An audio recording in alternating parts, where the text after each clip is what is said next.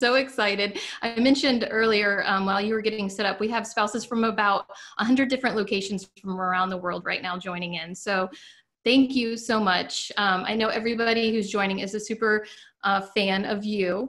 And the reason why I wanted to make this happen is because I'm a military spouse of 11 years, Air Force spouse.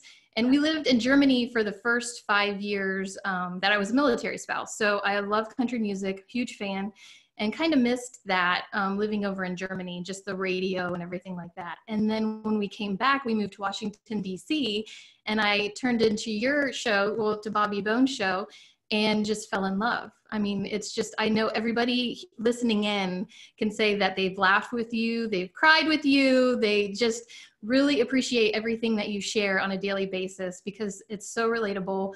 And we are thrilled that you're here today. So thank you very much. Yes. Yeah. Yeah, well, and I just want to hand it over to you to have you introduce yourself. Tell us a little bit about you for those that have joined the call today and might not know who you are. And then we'll kick it off from there. Okay, well, my name is Amy Brown, and I am a co-host on the Bobby Bones Show. I also host a female show, Women of iHeartCountry, so big about supporting women out there. I have my own podcast, Four Things with Amy Brown, so that is my work bubble. Then my at-home bubble is I'm a wife. My husband was in the Air Force for 12 years, so that is my connection to military and Air Force. He has been out since 2012, so he's a pilot, went to the Air Force Academy, always thought he would retire, but he decided to separate in 2012. Just really, ultimately, it was a decision that he made for our family, given the particular unit that he was in and the lifestyle. And a lot of people in his unit were just falling apart. And I don't blame that on any of them. It was it just was the lifestyle. And he knew, I don't know that he was implying if we stayed in that we would fall apart, but he knew it would take a toll. And we wanted to have kids. Yeah. That leads to, we have 2 adopted children from Haiti, and they've been with us in America for 2 years. Stashira is 12 and Stevenson is 9. And so, when we were at Fort Bragg, trying to get pregnant, we went to a fertility specialist there on base. He was like one of the best in the country. And so we were honored or blessed to have him like so close to us. And, but we ultimately decided to pursue adoption instead of further fertility treatments. So that is where our kids came from, Haiti. I love it. I love it. And this morning, I was listening to your show and you had a story about your son and him trying to maybe arrest somebody. Yeah. So he's 9. I think I mentioned that, but he wants to be a police officer, and he got a bunch of police gear for Christmas from various people. One of those things being this motorcycle thing I found on Amazon, which took my husband 2 hours to put together. Yes. I'm glad. Thank you. I love it. For putting that together, because when it arrived, I kind of thought we'd open the box and pull it out and be ready to go, but it arrived in like a million pieces. Okay. So, but he's obsessed with it, our son, and he was riding around yesterday and he saw someone that looked suspicious and he followed the person. And I explained to him that's not allowed. It doesn't matter. You're not a real police officer, and like adult strangers that we don't know could be of harm to you. So I don't want you to do that. Right. Oh my gosh. I love it. So sweet. Well, we can jump back to, you were talking about your husband and that he was a pilot. Let's start at the beginning then. Where or how did you meet your husband? We met as kids. So I probably met him when I was first 9 years old. We all went to the same church, and he's about 3 years older than me, and I have a sister that's 4 years older. So when I was 9, they were 12, 13, and they were in the youth group. And so I wasn't yet. So they were older. So for that age, being 3 or 4 years younger is a big deal. Obviously, as adults, it's not. Right. But back then, we were new to the church, and my sister was the new girl to the youth group. And my husband had 2 best friends. So there's 3 of them. And they were like, whoa, who's this new girl? And my husband and this other guy, both named Ben. Okay. really wanted to date my sister. I mean, they were 13. Right. So they flipped a coin, and my Ben won the coin toss. Yes. But for my sister. Well, that's true. So then he had 2 weeks to pursue her or do whatever, try to get her to be his girlfriend or whatever. And he had 2 weeks and nothing happened. So the other Ben was like, your 2 weeks are up. I'm going in. And they ended up dating. And now my sister is married to that Ben. Oh, wow. Yes. See, I love it. Good story. So I never was interested in my Ben at all. And then after my sister and married and had a couple of kids, my Ben was stationed in England at Milton Hall. Yeah. And he came home for the other friend's wedding. I said there was 3 besties. And so he was the best man. So again, all of our families, because we were so close, were back at that wedding. And everybody's goal that night was to set me up with Ben. Yeah. I thought, this is not happening. I had just started the Bobby Bones show. Okay. I did not want to move. Right. I did not want to date anybody in the military, much less like someone that's living overseas. Right. And I mean, I thought Ben Brown was nice, but like, sorry, no. Well, I mean, at the wedding, we had like the best time and we exchanged info. And then even though he was stationed in England, he had some flight training in Albuquerque, New Mexico that was like a 12-week program. Okay. So he came to Albuquerque for like 3 months, and which was so crazy because he was in the States. Yeah. And Albuquerque is not far from Austin. Right. So he would come to Austin as much as possible and we would go out. And then one time I even flew to Albuquerque and we hung out. And in Albuquerque, if you've ever been there, which we were just there over Christmas because we went to Colorado, but there's this like tram thing you take up to the mountain. Okay. There's a restaurant at the top of there. So if your husband's in the military and ever has to go to Albuquerque, you should go to this restaurant. I don't even know if it's still there, but you go to the top. And he said that on the tram of that was when he knew he was going to marry me. Oh. Like he said, I cuddled up next to him, but I mean, honestly, it got kind of cold up there. Right. You're like, I need more. He took that as, okay, we're getting married. So yeah, the wedding that we met at was in June. Okay. And he proposed in October and we got married in December. So of course, everybody thought I was like pregnant or something, but we didn't even do it till our wedding night. So I definitely was not pregnant. And that was just something, I'm not saying we were like that in all of our relationships, but that's where when we started dating, we had both been through some various relationships and we were like, okay, if we're going to do this, let's just see where this goes. And that's something we both were committed to, which, I mean, he was between England and Albuquerque, so I didn't see him that much. And our engagement was only 8 weeks, but yeah. Where'd you get married? We got married in Austin. Okay. So, which is back to where we first met and where our parents live. And then after that, I told Bobby, I was on the Bobby Bones show. And obviously when your husband's in the military, I was like, I guess I'm going to have to move. But I had signed a 2-year contract and my husband took contracts pretty seriously. And he said, well, if you signed a deal, you follow through. He said, so I'm going to be in Afghanistan a lot anyways the next 2 years. So you might as well just stay home with your mom, finish the radio show. We'll see each other when we can. And so when my 2 years was up, I left the Bobby Bones show and I moved to North Carolina because he got transferred to Bragg. And then Pope Air Force Base / Bragg. And then Bobby, as I was leaving, somehow finagled a deal with iHeart about putting a studio in my house in North Carolina. So I got to stay on the Bobby Bones show. So I got to move and we lived there for 5 years. And then that, about that 5-6 year mark was when he decided to separate from the Air Force. And then we moved to Austin.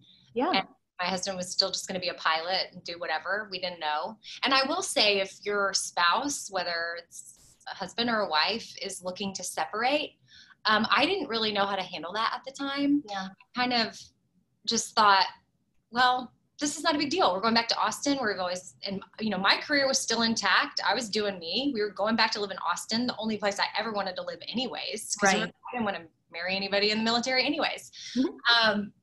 Although I'm so glad I did. I just didn't want to move. Right. Then, we got back to Austin and just something had changed about him. And my response to it was I wasn't used to seeing him be a little bit vulnerable, and I wasn't probably as mature about it as I should have been. And I just didn't know any better. But I thought, like, what's the deal? Like, man up, like, figure it out. Like, so what? But literally, since he was 18 and went to the Air Force Academy, that was his identity. Yeah. And it had just been stripped from him. He was no longer, he even did some contract work and would go overseas. And suddenly he was the contract guy. Yeah. And he had no rank and not that rank mattered to him. He was actually, he's someone that was moving up in rank, and he didn't want to, because the higher up you get, the less you fly. Right. So he wanted to remain as low as possible and fly as much as he could, which is another reason why he separated. It's because he really just wanted to be in the air. Yeah. And, our next move was going to be DC, and it would have been a desk job at the State Department. And while it would have been an amazing experience, he just was like, God, I need to be in an airplane. Right. And again, the culture of the particular job he would have been doing, like, he's just like, I'm not going to fly and I might tear my family apart. No, thank you. Right. So, I was not supportive, and I learned that, and we had a pretty rough, probably 2 or 3 years, because I did not know how to support him. And I'll say that was 2012 and it's 2020, and we still deal with it. Really? Not all the time, but there's still, I think, that lingering, did I make the right call? Yeah. He started a company with some military guys in North Carolina with drones, and some of them are retired and they still work. Their number one customer is the government, and they're working with a lot of military guys. And I think sometimes he misses it, and so he'll dwell on it. And I think, luckily, I have matured and learned that my response does not need to be man up. Like, right. Get over it. Like, but that's just what I had only seen him be that way. So I just expected him to be that way in the transition. And I was so confused by this, like, who is this person that doesn't know who they are? Right. And it's suddenly, like, emotional about life. Yeah. And it was because he felt so lost. Mm-hmm. And I wanted that rock. I wanted that person that was sure about what they were doing and was secure in who they were. And that was so not fair of me. I mean, incredibly unfair thinking back on it. So I would just say, if you have anybody in your life, because we're all in this community that you know of that is separating, try to be as supportive as possible and be whatever ear you need to be. Just listen. I don't really think there's any advice you can give to walk them through it other than just support and listen. Yeah. My advice was man up, and that was wrong. Right. That scarred us big time. Like, when I say we're still dealing with it, like, it just comes up sometimes of, like, it's just, it's a wound. It's a scar where I definitely hurt him, because I didn't realize the attachment that it's like another world. Also, when you're making that transition from, military life to civilian world, like, everybody communicates differently. Yes. And he's trying to navigate that. Nobody understands when he's working with other people. They don't understand what he's saying. And he just felt like the way military communicated was very effective, and that civilians are not. Yeah. So I know it's a whole nother world. So that's our little Air Force story, kind of in a nutshell. No, I love it. And I mean, I think a lot of people, I can see that the chat box is definitely blowing up with a lot of spouses talking about what you were saying. And I mean, the service member spouse, and that their career is their identity. But then also for the military spouses, a military spouse, we're seeing that they're feeling as though they're losing their identity by being connected to the service members. So it's very interesting. There's something there. Yeah. And I'll say, to me, I didn't, because I almost had like 2 lives. Like, I had my Southern Pines, North Carolina, Fort Bragg life. But I had my career, and then I had my family in Austin. And anytime he was gone, I would work. And I would travel to Austin, live with my mom for 2 months. Like, he'd be gone 60 days, 60 on, 60 off. Oh, wow. Okay. So in a way, I found that to be a huge blessing because I had a lot of Army friends who their husbands were gone for 9, 12 months, Right. 14 months, and it was really difficult. The 60 on, 60 off was manageable for us, and but allowed me to keep some of myself, because I did have a lot of friends that lost themselves because they were literally, you know, trying to just keep things running when their husbands were deployed. Or, I mean, and I'm speaking from a place, I know that there's husbands and wives that are spouses, but most of my community, we were all wives. And I just really didn't have time to get involved in a lot of the spouse club stuff. And I kind of regret that. I did a few things and I always found it to be really fun. But then some of it got a little political, and sometimes like, I would hear, you know, that some guys may not get a certain promotion because their wife acted a certain way in front of this other guy's wife. And I was like, shut up. This is real. It felt like a TV show sometimes. Yeah. I could not believe it, but it's true, right? I mean, this is like a safe space, I think.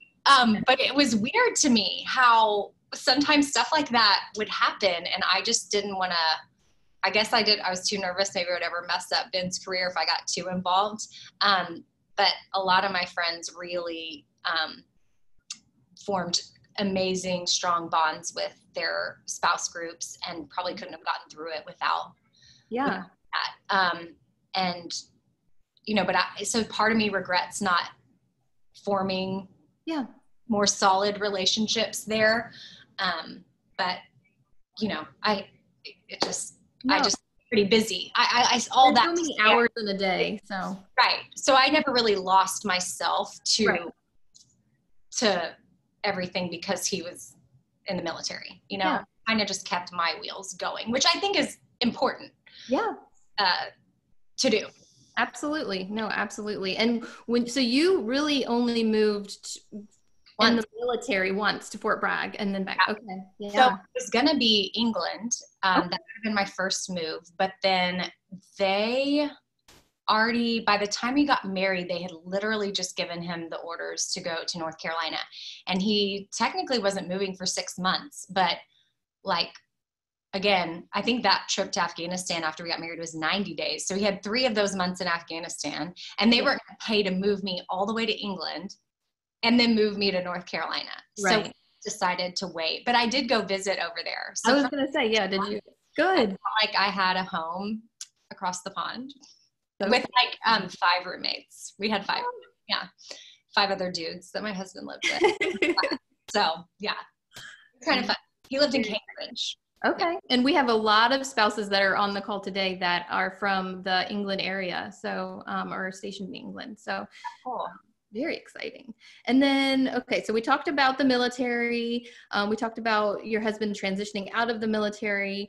And I did want to talk about your career, because I know from being a huge fan of the Bobby Bones Show, you've talked about how you weren't always in radio and what you did before radio. So I guess the question is then, where did you think your career would take you before you started the Bobby Bones Show? Oh gosh, I have no idea. I always I worked in sales. Okay. So I was good with people. I'm not pushy sales. Some people are great at that, but I was on the wholesale end. So I had my clients and I just had to take care of them. Yep. And that I was great at that. I don't know. I can't say that I had 0 aspirations for radio. If you would have asked me if this would I be doing, absolutely not. I do think I always had the desire to be a mom. And I just always thought I like my job, but probably once I get married, I want to have like 5 kids, you know, naturally get pregnant, have 5 kids. My sister has 4 and she's a stay-at-home mom. Now that the kids are grown, she's kind of developing into her own career with her husband. But when they were babies, like she was home with them. And I guess that's just how, that's what I always wanted. But that is like 0% the route that I went. So in my high school yearbook, I pretty much said that, which I don't think this is bad. Part of me is embarrassed. I found my yearbook a couple years ago and I was like, what? Like literally, I think I was quoted in there really big saying like my goal was just get married and be a housewife. Yes. Um, dream big. And I don't think that that's bad because I don't want to that's an important role, like to be a mom that can be present. But I don't really know my reasonings behind saying that when I was 18. Right. I just thought that's honestly, this is me getting vulnerable. I think I kind of just thought that that's what was expected of women. And not that my mom was a single mom that worked full time. Yeah. But I think had my dad stayed and my parents not gotten divorced, she didn't work before that. I think she did what she had to do once they got divorced. Yeah. But she, until my dad left at 9, like she was a stay-at-home mom. And I don't think that way anymore. Right. That's the part of me that's embarrassed that I put that and it's in my high school yearbook, that I wasn't like, I want to be a doctor. I want to change the world. Right. But I do think also that, taking care of your family is part of changing the world. Yes. So I don't want to be embarrassed by it, but yeah, so to answer that question, that's probably what I saw myself doing before radio. And then even radio, I've tried to quit. Again, I said I quit in North Carolina. I really think I've tried to quit twice. Okay. And here we are almost 14 years later, or 15 or something. So I guess now I have a career in radio. Yeah. And so that was just a weird life luck thing, like meeting Bobby and then the different things that transpired to join the show and getting paid to talk for a living now is crazy because just get in trouble for talking. How did you meet Bobby? I mean, I know that's kind of a sidetrack, but yeah. So I listened to the Bobby Bone show, but the show was only a year or two old. Like it was a brand new morning show in Austin. I had just graduated from Texas A&M and had moved back to Austin. I had a boyfriend, but we broke up. And I kind of really didn't have anything going on because I honestly thought I was going to marry him. And he lived in South Texas. So I thought I'd be moving to South Texas to like start my job as a stay-at-home mom. And he broke up with me and I was blindsided and I did not know what I was going to do. And so I moved in with my sister and I was looking for work. Yep. And I listened to the Bobby Bone show every morning. Yeah. And then when I got my job in sales, I had an hour commute to work every day. So I listened for an hour every morning, which is a long time. Yep. We're lucky to get those hour listener. If you're an hour listener, we love you because some people's commutes are 15 minutes, right? 5, and they don't get a lot of the show. So I was a big listener and I had, for some reason, I mean, websites weren't even big back then. Right. It was like 2005. And I had gone to the Kiss Club website and joined to become a member of a Kiss Club. And that's how I saw what Bobby and Lunchbox looked like. And then I was at Culver's with my best friend, Andrea. Shout out Culver's in North Austin. Her family owns it. So I was just meeting her there and I saw him sitting there eating by himself. And I was like, Andrea, I think that's Bobby Bones. And she was like, who? And I was like, you're not a member of the Kiss Club or something like that. Right. No. So then she gave me some ice cream coupons again, because her parents own the store. And I went over and I just said, hey, I listen to the show every day. Like, here's some ice cream coupons. Yes. So lame. And then, we became friends and then his co-host was leaving and there was an audition thing and I ended up going, but I mean, I didn't get it. I didn't get it then because I was his friend. Like really his bosses were like, you can't just hire this random girl. Like it's not happening. And Bobby was like, no, I want to hire this random girl. So it took probably about a year or so. And then I came on. That is such a great story. I love it. Yeah. Kind of clicked. I mean, I guess, it just all worked out. Well, you just never know what's going to happen. And it just took you giving ice cream coupons to here you are today. Say hi to people. Like, right. Yeah. Say hi to people. It could change your life. Exactly. Yes. I love it. So you've started #PimpinJoy, which is, for those who might not know, a movement promoting random acts of joy. So for everybody who's listening in and who's going to be watching this later, how can we as a military community and really as a community promote random acts of joy, and how can we promote those acts and communities we live in? So it's I mean, Pimp and Joy, for one, is all about choosing joy for yourself. And it was inspired by my mom when she was battling cancer, which she passed away in 2014. So she hasn't even been able to see what the movement's done. She was here when it was created, but she's the reason behind it. So it's pretty cool now to know that we've been able to donate over $2 million to various causes. And it started with her. So she chose joy for herself, number one. She wasn't going to let cancer get her down. And then for two, she spread joy to others, even when she was feeling low. And I would see that in her at the hospital, like just talking to strangers on the elevator, complimenting them on their clothes, or just reminding them to have a great day, which, like, when you're in a place like that and you have cancer and someone's talking to you on the elevator saying your sweater's cute, like,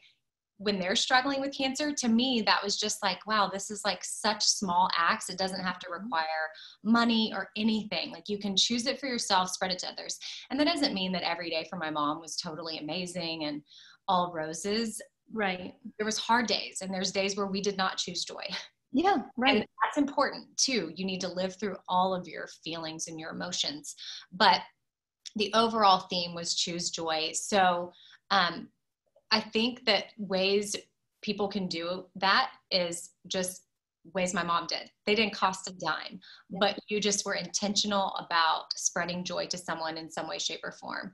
Sometimes coffee chains are started, like at Starbucks or Chick-fil-A or somewhere, where they'll, you know, like, you see it everywhere. You buy a drink and the person buys a drink, but they'll tell the barista or the person working, put hashtag Pimp and Joy on the cup.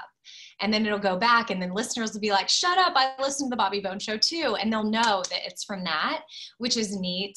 So that's always fun. And then we have a whole Pimp and Joy line, and, you know, several times it's supported the military, whether it's been from Captain Nelson, who lost both his legs in Afghanistan, or Scotty West, who lost a leg in Iraq, that they need now special things and special homes, like ADA approved places they can live and get around. And we have bought service dogs for military members that come back with brain trauma, or they need like a guide dog in some way, shape, or form, PTSD. And those dogs are not cheap. They're like $20,000 a dog, and they go through intense training.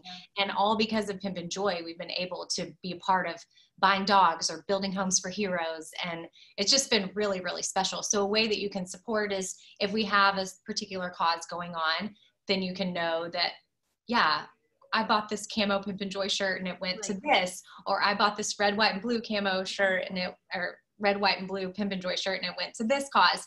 Or if we don't have a particular cause at the moment, we have a Pimp and Joy general fund, which always goes towards something. Yeah. Amazing, whether it's, you know, some of the examples I've given, or individuals that we hear about that need something that we don't even really talk about. We just kind of get word of things, and it is the coolest in the world to just kind of have a pot to pull from and be like, you know what, we don't have to think. I mean, we're intentional with it, and we do our due diligence. I don't want to say we don't have to think twice about it, because it's a big decision to be in charge of money like that for people. But we don't take that lightly. But it is super cool when we all take a vote and make a decision and say, boom. And it's like, we don't even have to lose sleep at night over, like, you know what? Yeah, cut a check to that person, because this could really make a huge difference in their life. And to me, that's just the coolest. So that's what Pimp and Joy is all about. And Pimp and Joy stuff can be found at theshopforward.com. That's who we partnered with, and they make everything top quality products, 100% of the really cute stuff. We don't make anything from it. The Shop Forward is an amazing company, and we could not do it without them. Like, not at all. Awesome. Like, you'd be ordering, I don't know, a small, and you'd get an extra large, and I'd be like, sorry, can you just wear it? I messed up. Right. Handle all the shipping and the size and everything, and they get it all right. And if they do mess up, they, you know, because nobody's perfect, they have an amazing customer service team. So they really make us look good, because they do it all. Yeah. Well, check it out, everybody. Check it out. Okay. So I'm seeing that the question and answer box is getting full. So I have other questions, but let's go to the spouses and see, and everybody else joining in to see what kind of questions they have. Okay. I did want to say, everybody who is listening in right now, we'd love for you to take a selfie of yourself having coffee with Amy and I. Use the hashtag. Yes, there it is. Use the hashtag USOCC Live. And our producer Danielle will put that up on there. But take a selfie of us, and then everybody put your hashtag, and then we can check out the hashtag later and see who we had some coffee with. And then also make sure to tag at the USO and at Radio Amy on the platform that you're using. So, all right, let's go into the questions here and see where we're at. Okay. It's like a win-win. I have both. Oh my gosh, yes. I love it. I love that. That one just happens to be here. And some birthday cake that I'm like staring at. Wait, whose birthday? It was our producer, Hillary. It's her birthday. Happy birthday, Hillary. Yeah, so nice. Okay, so we have Shannon, and she just wants a comment to say, she said, I just want to say that I love Amy on the Bobby Bones Show, and I love Pimp and Joy. So thank you, Shannon, for that. This is from Maggie, and she just said, I just got engaged. Congratulations, Maggie, to an infantryman. He is looking to leave the Marine Corps in 2021, and I'm nervous about him losing his identity as well, since it'll be 10 years he gets out. It will be 10 years he gets out. Okay, I'm just reading this verbatim. So while my dad went through a similar situation when he retired, I would love advice on how to handle their transition out and the impact it will have on their self-esteem and how to boost their confidence in their new life. I think it's going to impact them tremendously, more than you can even think, more than you can even imagine, because I feel like if you're, is it fiance, boyfriend? Fiance is anything like my husband, which that's what's crazy, is each service member has their own unique story, their own unique experiences, things they've seen that they can never unsee, things they've been through that we will never understand.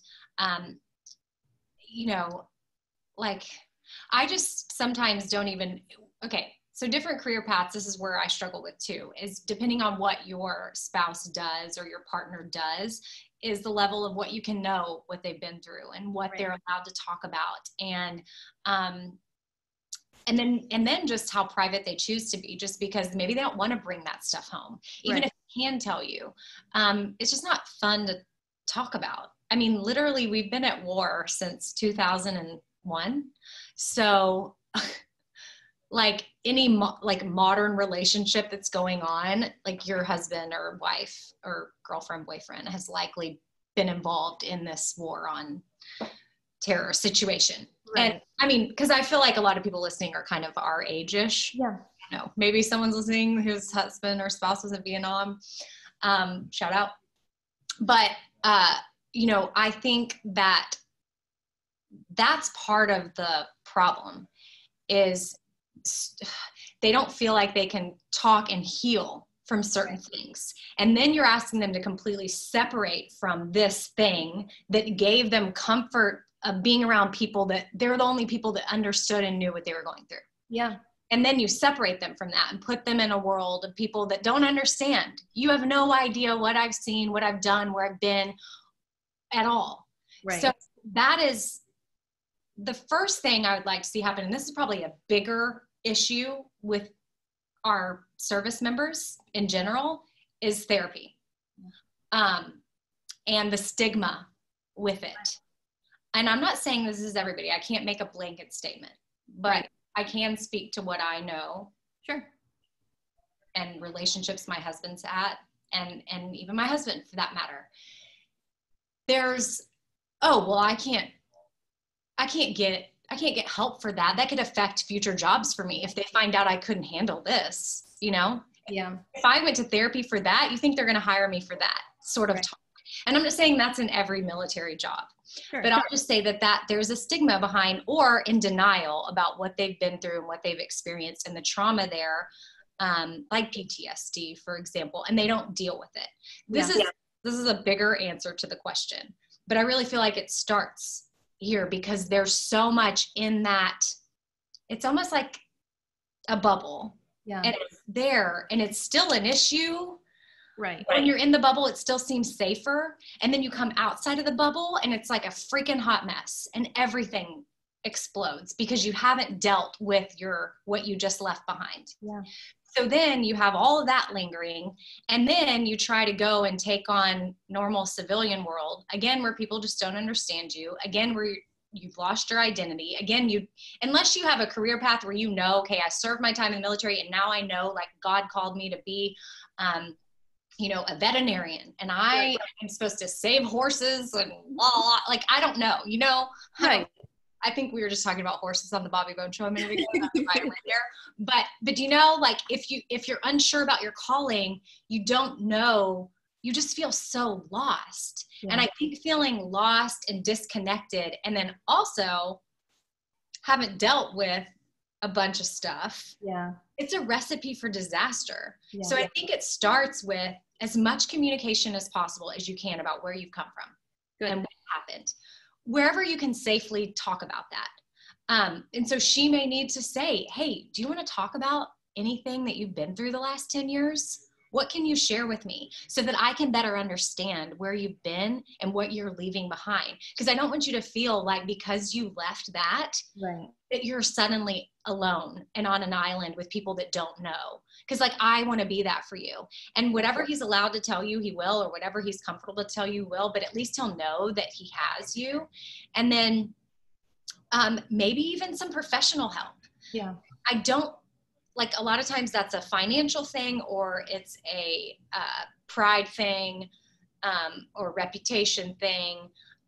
But however you can make that work, maybe even bringing in some professional counseling, because I'm not an expert and because everybody is so different.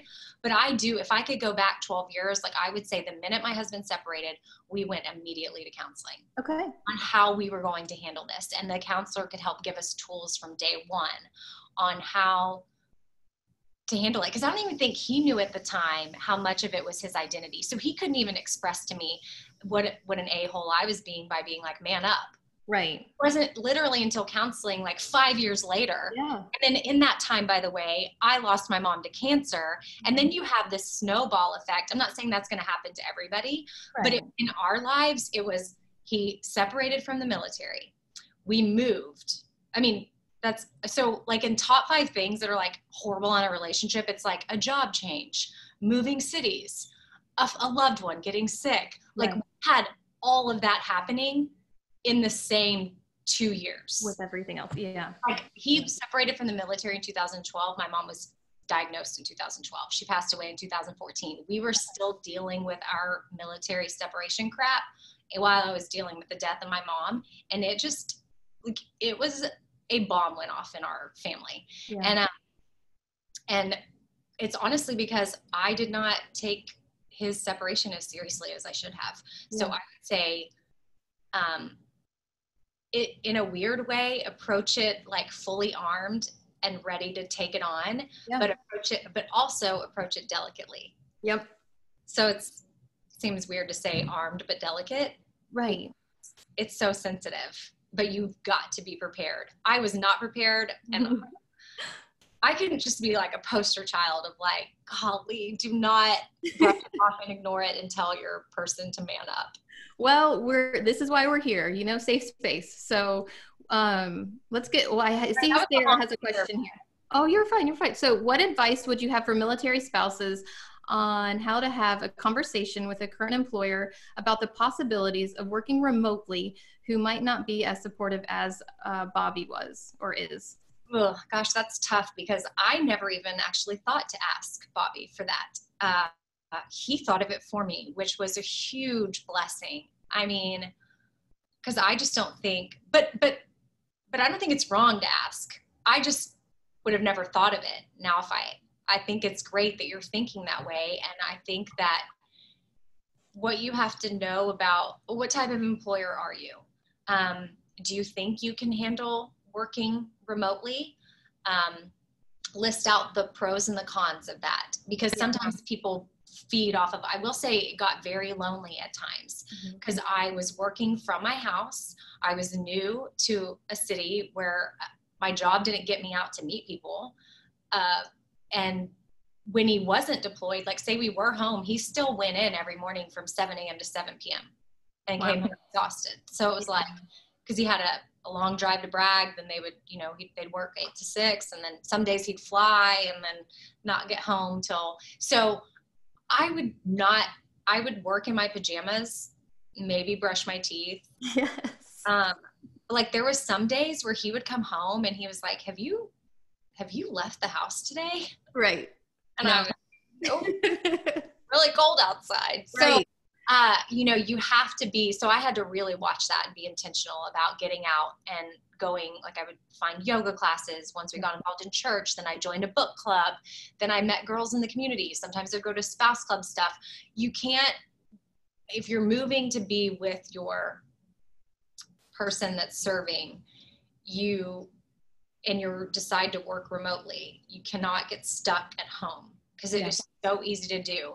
But then also think of what type of worker you are and if you are motivated by working around other people, because the last thing you want to happen is to ask for this to happen and then you get there and you suck at your job and then they're like, well, I mean, I guess worst thing that happens is they're like, this isn't working out, and then you have to get a job and you gave it a try. But really think about if you want to put somebody in that position, because you're asking them to like stick their neck out for you. But I think working remotely is becoming more and more acceptable with technology. Yeah. So you can FaceTime in with meetings and you can do all kinds of things, and with like, you know, different apps to do assignments and check things off and send people. I mean, Mary is you know, runs the Shop Forward, and we have a spa together, and she lives in LA and I live in Nashville, and we're operating a business together. But that's how we make it work is, but sometimes it gets hard. It gets hard, and it got hard with Bobby, like not being in the studio. It's not all roses, but I would say my advice would be, make your list, and then if it's what you really decide you want to do, then come up with all of the reasons why you'll still be awesome at it, and what benefit it's going to be to the company, and how if they don't have certain apps and FaceTimes and different things in place, like go ahead and be forward thinking about that so you're prepared when you take it to them and they're like, well, how would we handle this, this, and this? You can probably have an answer, and then they're more likely to be like, oh, well, okay. Yeah. Sounds good. Good. Love it. Okay, good. This question is, what was your favorite part or memory of being a military spouse? Oh, I would always love getting everybody together at the airport when he would come home from a trip. It sounds cheesy, and it wasn't always like a big crowd by any means, but sometimes it would just be me. But I loved return home day. Yeah. And I made a really big deal out of that. So whether it was just me, or one time he flew into Austin, even though we lived in North Carolina, he had to come back for something. So I was like, well, just make your flight straight to Austin. Yep. And we probably had about 25 people at the airport, and I made everybody dress up as like, basically it was 4th of July at the airport, except for it was like December.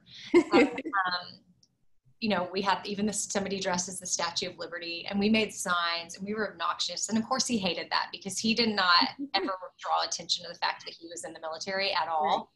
Right. So he hated it, but it was awesome. I still have pictures from that day. And so that was super fun. So I would say that is cool. I wasn't probably as involved as I should have been. Sometimes I liked going on to base. Just felt cool, like having my, being like, what up? Yeah. Shopping at the commissary or whatever, or what's it called? I know. Commissary. Yeah, you're right. That was always really fun to me. That's how I make friends, is go to the commissary and you're just kind of like, oh, you've got an apple. I've got an apple in my cart. Let's be friends. Like, yeah, that's how, I mean, I didn't make it to the commissary, but in North Carolina, one of my friends that I made there, I went up to her at a body pump class at Gold's Gym, and I was like, hi, you look like we could be friends. Right. And her husband and my husband hers was in the Army, and then he was Air Force, but they still did work together. And after they met, they realized they crossed paths, and they're still friends to this day. So I love it. Yeah, you never know. Talk to strangers. Again. Exactly. I know you guys were talking about that today on the show, and I loved that. Yes. Yeah. Talk to strangers, make a friend. Mm-hmm. Let's see here. Okay. How does your military spouse experience influence the work you do now, whether it be with the Bobby Bones Show or with your clothing line, Pimp and Joy? How does How How does does it? your experience, your military experience influence the work you do now? So your experiences that you had as a military spouse. Okay. Again, that's a hard one because I'll just reiterate. Although I was a military spouse and a proud one, it didn't probably impact me the way that it should have. I could have been more involved. Which I want to circle back to what I said about the coming home parties is, that's something, it's a good memory of mine because I made those special. So I would just encourage y'all to not take those lightly either, even if they've only been gone a little bit. Because again, we have no idea sometimes where they've been, what they've done, what they've gone through. And so even just coming home to something special, like a dinner or like their favorite meal, or like you dressed up and, like a glass of wine, like just something that you prepared stuff for them to return home is special, or get a hotel room for the night or something. But I will say my husband's military skills are what come in handy for me now. Yes. So it's not necessarily anything I picked up from being a military spouse, but he brings so much organization to my life and structure. And he helps me a lot with even Espoir, like how we're involved in Haiti. And he handles a lot of stuff down there for us. And even when it comes to being secure when we're down there, and travel tips for being wise when you're in other countries, and how not to deboard the plane waving your American flag and that you got all this money in your backpack. Like, just try to blend in and be as cool as possible. So I think it's really just being this, it wasn't my time as a military spouse, but being the wife of someone that was in the military, I have more insight into how to get things done and how to act and how to not draw attention and how to have structure. But I mean, I need him to help me with that because I have ADD all over the place. But does he use acronyms all the time still? Oh yeah. Like I text him and he just replies back C for copy. Oh, I didn't know that was one. I'm going to start using that a lot. Yeah. Like he's just letting me know I got your text. C. Like that's it. And I tell him, like Bobby will text him something and he'll just reply back C. And I'm like, honey, you need to reply back. Okay, cool. Gotcha. Right. Like Bobby doesn't understand what C means. Right. I know that it means copy, but Bobby doesn't. So let's just expand on that for other people. But yeah, we still use acronyms. A lot of times I have to get him to explain to me what he's saying. Yes. But I do know if I really dialed into it, it would be a more efficient way of communicating. That's true. Oh, I love it. Okay, so we have due to time. Okay, we're good on time. We've got about 10 more minutes. So if there's any other questions out there, you guys still have time to ask some questions, but I'm going to ask this one from Lindsay. She says, I am obsessed with your 4 Things podcast and love the gratitude journal. It seems like she wants to know, when will they be restocked, and do you ship them overseas, like to APO addresses? I don't know if you'd know that or not. I don't know about APO, but I do know we ship overseas. I'm going to ask right now. Okay.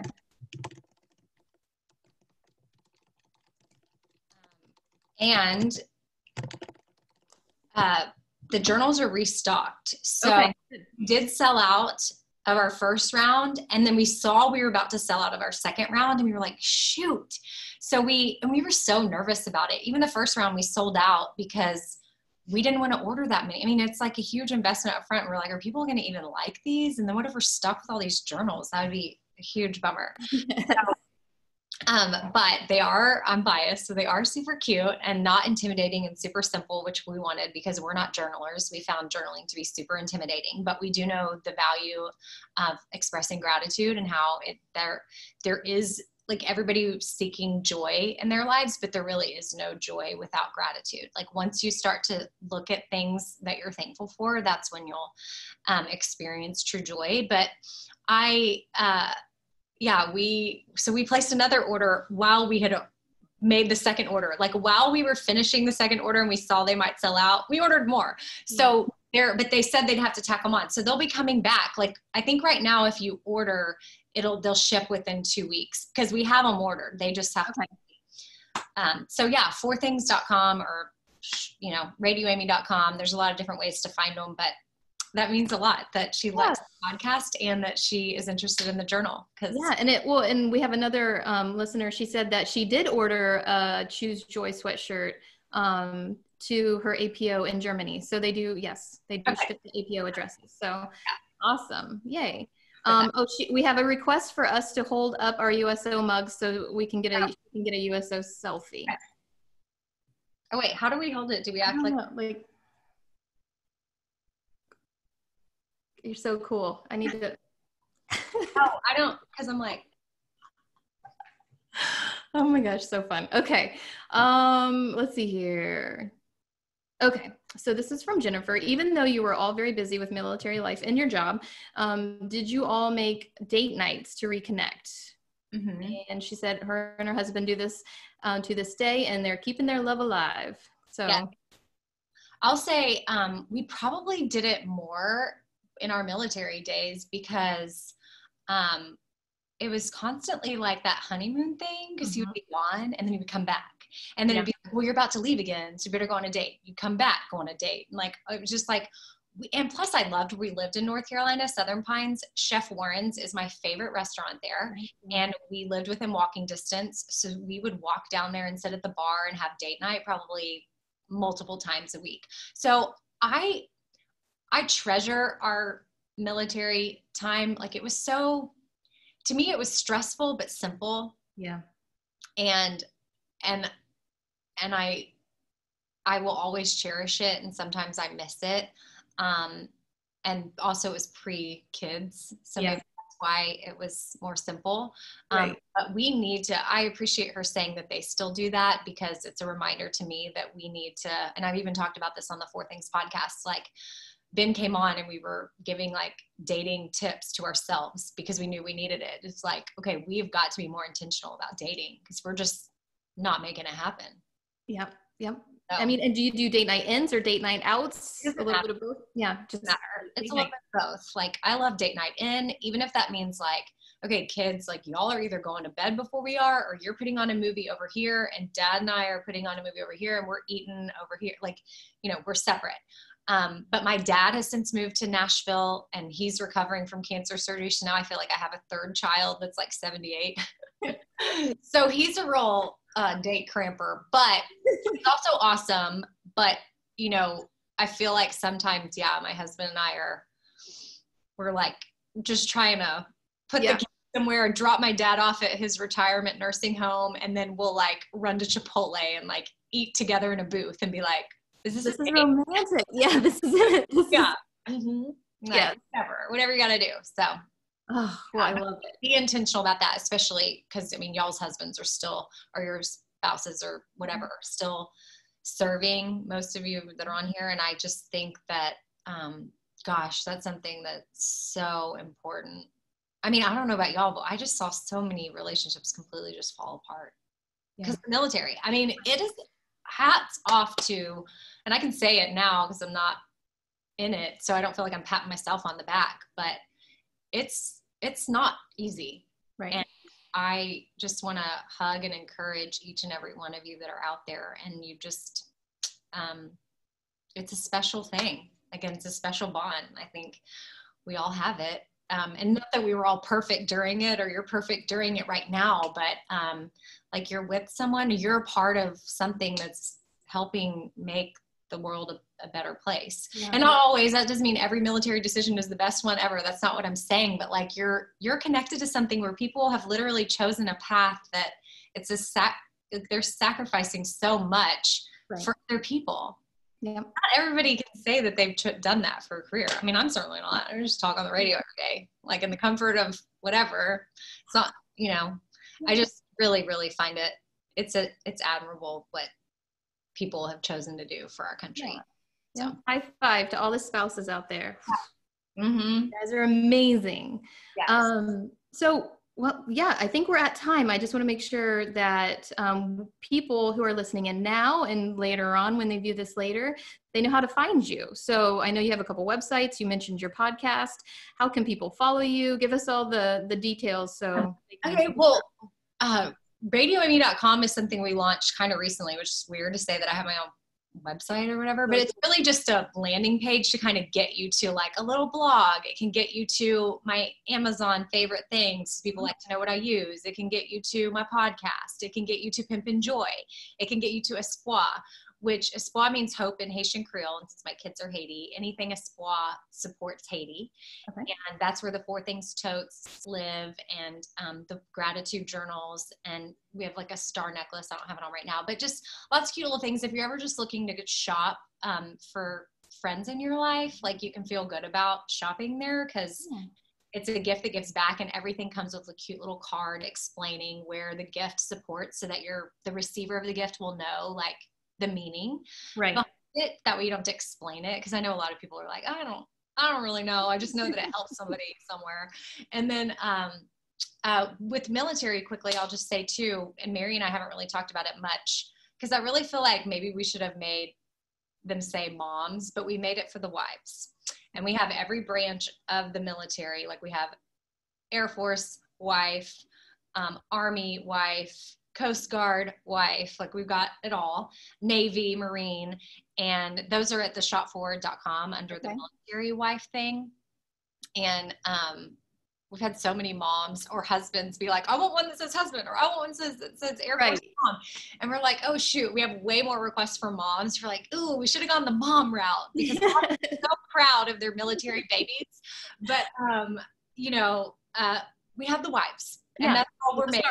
So shout out to, and we're all, the spouses, we've got the wives up there. So if you want to rep your man's gig, or maybe he's coming home from a trip and you could, he comes back into the house and you're just in nothing but your Air Force wife t-shirt.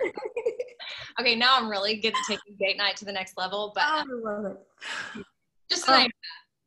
So we can find all of that on your website. The Amazon, I checked that out. That was super fun. I loved everything that you recommended. So just add everything to your wish list, or to my wish list. Yeah, it's easy. Yeah. If you're shopping, or if you're ever unsure, wait, what kind of matcha does Amy like? Or what eye patches is she wearing? Or what hair wand does she use? But I just, it's stuff that I get questions about a lot. So just found an easy place to put it. And then, radioamy.com, theshopforward.com, bobbybones.com. There's too many. Radio Amy on Instagram, whatever. But I just appreciate y'all having me, and I just think it's so cool to be a part of like anything USO. It seems like such a famous little logo. Like being part of it is super cool. Well, thank you so much for joining us, and we really appreciate your time and your stories, and we'll see you out there in the social world, and keep listening to you on the Bobby Bones Show.